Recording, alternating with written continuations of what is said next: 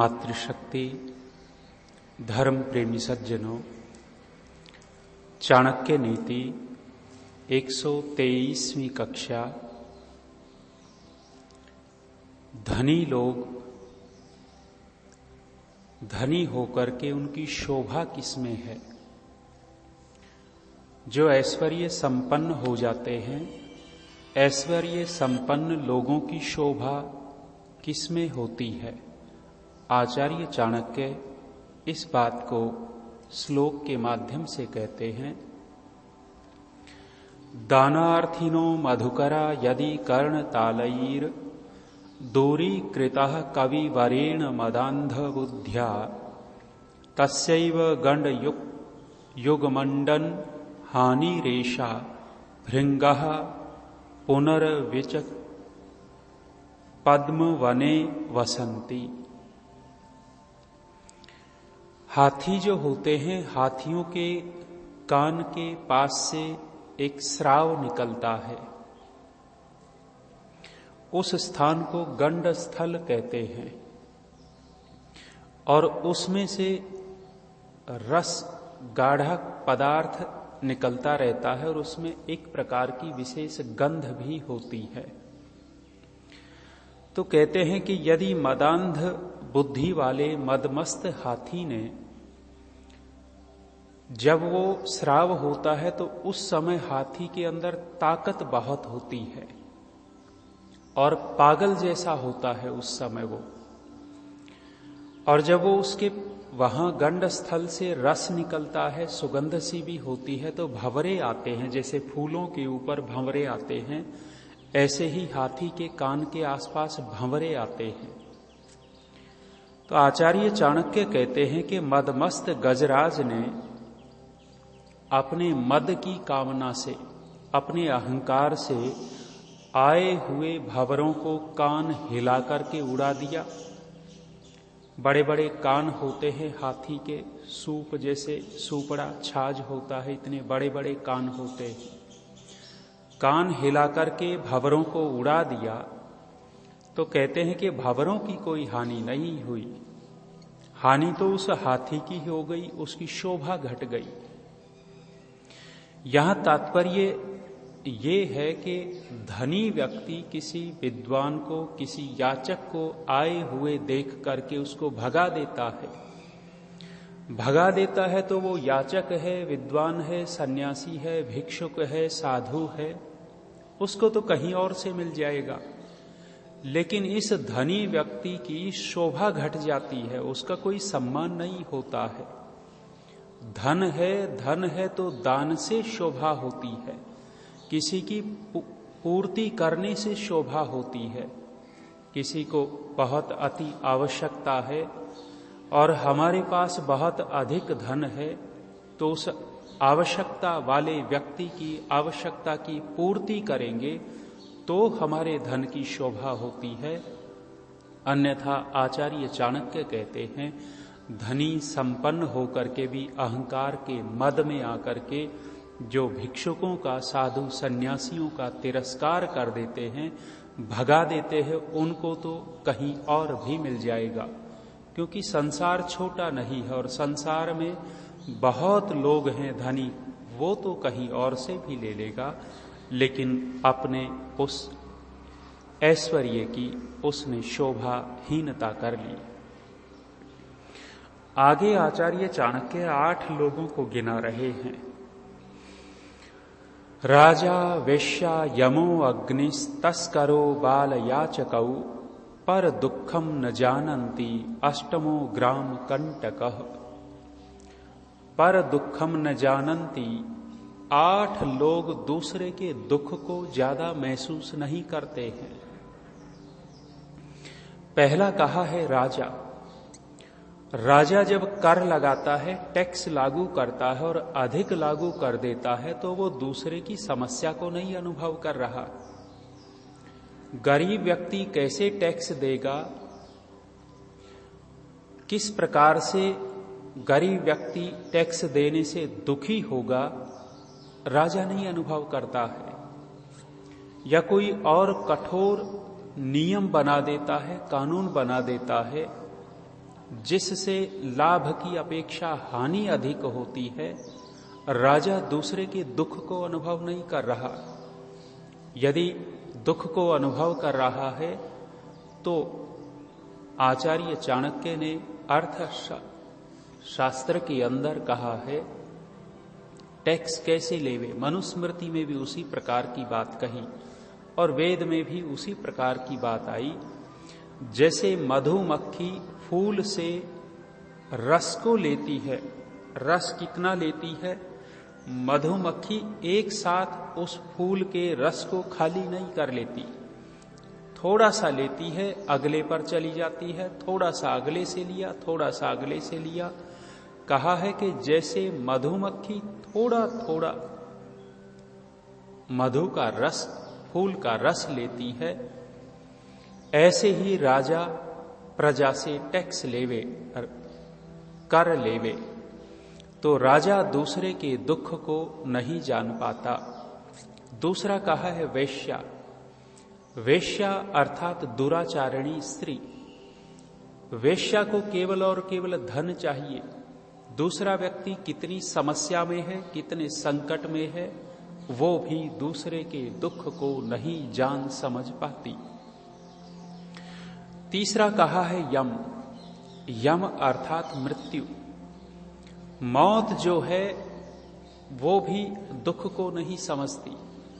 पूरा घर परिवार आनंद में रह रहा है, सब ओर से आनंद है, किसी प्रकार का दुख नहीं है, सब प्रकार की संपन्नताएं हैं, लेकिन उस परिवार में से सबका प्रिय कोई एकलौता लड़का चला जाए, मौत उसको लेकर के चली जाए, मौत उस पूरे परिवार के दुख को नहीं समझ रही।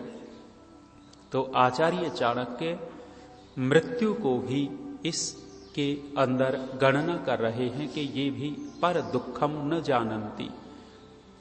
आगे कहा है अग्नि। जड़ पदार्थ है लेकिन फिर भी अग्नि जो है ये भी पर दुख को नहीं जानती। बच्चा हाथ देगा उसके हाथ को जला देगी, जवान हाथ देगा जवान के हाथ को जला देगी। राजा का महल है वहां आग लग गई तो उसको जलाएगी, और गरीब की झोपड़ी है उसमें आग लग गई तो वो गरीब की झोपड़ी को जला देगी। अग्नि दूसरे के दुख को नहीं समझती, नहीं जानती। और कहा है तस्कर। तस्कर का तात्पर्य है चोर। चोर भी दूसरे के दुख को नहीं जानता। किसी ने अपनी बेटी के विवाह करने के लिए पाई पाई जोड़ी थी। 20 साल तक बेचारा गरीब आदमी थोड़ा थोड़ा जोड़ता चला गया, इकट्ठा करता चला गया, और विवाह का दिन नजदीक आ रहा है, 2-4 दिन बाद ही विवाह होना है। अचानक चोर आया और चोर आकर के उस गरीब का जो बेटी के विवाह के लिए धन इकट्ठा किया था चुरा करके ले गया। इस चोर को नहीं पता कि उसके ऊपर क्या बीतेगी। पहाड़ जैसा दुख आ पड़ता है ऐसे गरीब आदमी के ऊपर। तो आचार्य चाणक्य कहते हैं चोर व्यक्ति भी, तस्कर भी दूसरे के दुख को नहीं जानता है, इसलिए उनको कोई मतलब ही नहीं होता कि कौन है, उसी की चोरी कर लेते हैं। यात्राओं में चोरियां होती हैं, बैग उठा ले जाएंगे, बैग कंधे से छीन करके भाग जाएंगे, चोर हैं। उस बैग में कितनी आवश्यक वस्तुएं रखी हों, कितने कीमती कागज रखे हों, ये जो चोर होते हैं जेब कतरे, पॉकेट मार, बटुआ निकाल लेते हैं। बटुए में सारे प्रमाण पत्र होते, अपने परिचय पत्र, लाइसेंस होता है, आधार कार्ड होता है, एटीएम होता है, बहुत सारी चीजें एक साथ लेके चलता है व्यक्ति, क्योंकि आवश्यकता होती है इनकी।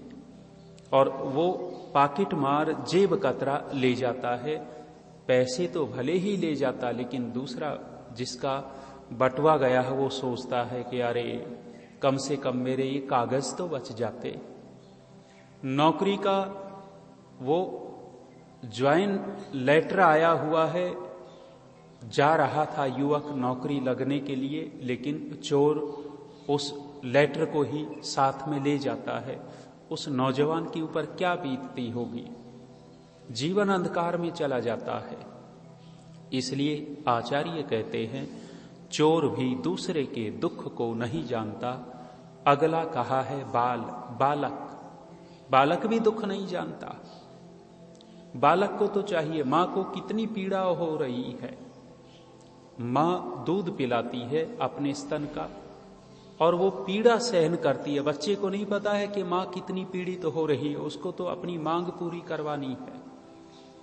बाल हट, घर में गरीबी होती है फिर भी छोटे छोटे बच्चे जिद लगा लेंगे कि मुझे ये चाहिए, रोना पीटना शुरू करेंगे, खाना नहीं खाएंगे, पैर पटकेंगे। अब गरीब आदमी वो माँ बाप के दुख को नहीं समझ रहा, छोटा बच्चा।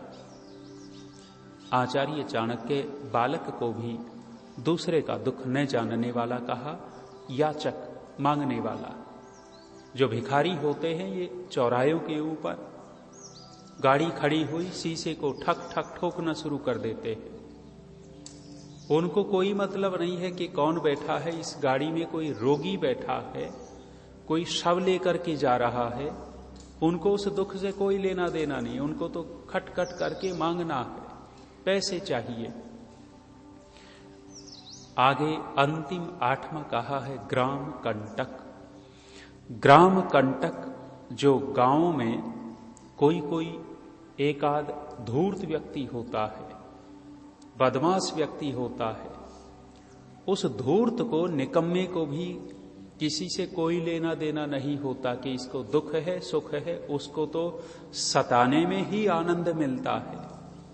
तो ये 8 व्यक्ति आचार्य चाणक्य कहते हैं पर दुखम न जानन्ति, ये दूसरे के दुख को नहीं जानते।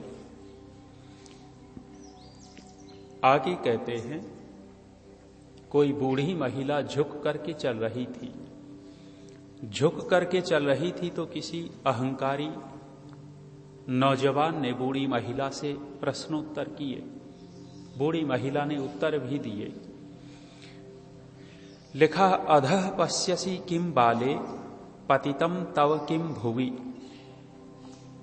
किसी मनचले लड़के ने जब कहा कि वृद्धा से, है बुढ़िया और उसको बालिका कहता है, कहा कि हे बालिका तू क्या खोज रही है, क्या नीचे देख रही है। कमर मुड़ गई थी बुढ़ापे के कारण, लाठी टेक करके चलते ही है नीचे झुक करके। अब बूढ़ी मां उसकी मानसिकता को जान करके उत्तर देती है, रे रे मूर्ख जानासी, हे मूर्ख तू जानता है, गतम तारुण्यम मौक्तिकम, मेरा जवानी रूपी मोती खो गया है, मैं उसको ढूंढ रही हूं।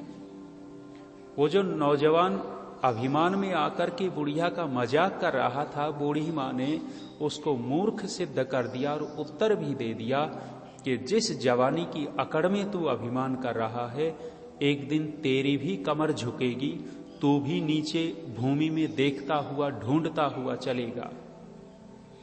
युवा अवस्था बहुत बड़ा मोती है, हीरा है, कीमती चीज है। इस युवा अवस्था को जो ठीक ठीक व्यतीत करता है, इस जवानी का जो ठीक प्रयोग कर लेता है, उस व्यक्ति का जीवन सफल माना जाता है। और वृद्धावस्था में वह व्यक्ति अधिक दुखी नहीं रहेगा, मन से प्रसन्न रहेगा और शरीर से स्वस्थ रहेगा। और जो व्यक्ति अपनी युवा अवस्था को संभाल करके नहीं रखता, जवानी रूपी मोती को, इस कीमती चीज को ऐसे ही खर्च कर देता है, वह व्यक्ति वृद्धावस्था में दुखी रहेगा, अप्रसन्न रहेगा, शरीर से रोगी रहेगा। इसलिए आचार्य चाणक्य ये संकेत कर रहे हैं, अपनी युवा अवस्था का अभिमान न करें। इस चाणक्य नीति का अंतिम श्लोक हम पूरा कर रहे हैं और आज ये चाणक्य नीति पूरी हो जाएगी। कहा, त्रयालाश्रयापि विफलापि सकंटकापि वक्रापि पंकिल भवापि दूरा सदापि गंधेन बंधुरसि केतकी सर्वजंतोर एको गुणः खलु निहंति समस्तद दोषान। केतकी के वृक्ष को संबोधित करके कह रहे हैं कि हे केतकी, तू जो है कि सांपों से लिपटी रहती है, तेरे आसपास सांप ज्यादा होते हैं और तेरे ऊपर कोई फल नहीं लगता, और तू कांटों से युक्त रहती है। केतकी के पेड़ पर कांटे होते हैं और उसके जो टहनियां होती हैं वो टेढ़ी मेढ़ी होती है। कह रहे हैं कि तू है भी टेढ़ी मेढ़ी और उत्पन्न भी कीचड़ में होती है, गंदगी में तू उत्पन्न होती है। तेरे पास जाना भी बड़ा कठिन होता है। इतने सारे दोष गिनाए। कह रहे हैं कि तू सांपों का घर, दुर्गम स्थान पर पैदा होती है, कीचड़ में पैदा होती है, कांटों से युक्त होती है, टेढ़ी मेढ़ी भी होती है। इतनी सारी बातें होते हुए भी तेरी प्रशंसा क्यों हो रही है, तू अच्छी क्यों लगती है? कहा है कि तेरे अंदर एक गंध गुण है, सुगंधी का गुण है। केतकी के अंदर से बहुत सुंदर भीनी भीनी सुगंध निकलती है। जो व्यक्ति उस सुगंध को लेता है तो उसके पास जाना चाहता है। तात्पर्य ये है, आचार्य चाणक्य अंतिम इस ग्रंथ के श्लोक में कहना चाहते हैं कि व्यक्ति कम से कम एक विशेष गुण से तो विभूषित होवे। बहुत सारी कमियां व्यक्ति में हो सकती हैं, होती हैं, लेकिन एक कोई विशेषता व्यक्ति के अंदर आ जाती है तो वही एक गुण, एक विशेषता ही उस व्यक्ति का सम्मान करवा देती है, उस व्यक्ति को ऊंचा उठा देती है। यदि एक गुण अपनाया सत्य बोलने का, कि हम सत्य ही बोलेंगे, कभी झूठ बोलेंगे ही नहीं, इस एक गुण से ही व्यक्ति के सारे दोष फीके पड़ते चले जाते हैं और व्यक्ति एक गुण से पूजित हो जाता है। कई महीनों से ये चाणक्य नीति की श्रृंखला चल रही थी। आज इस चाणक्य नीति के 17 अध्याय संपूर्ण हुए और ये ग्रंथ समाप्त हुआ। आगे अन्य कोई विषय लेकर के विचार किया करेंगे। आज इतना ही। ओम शांति।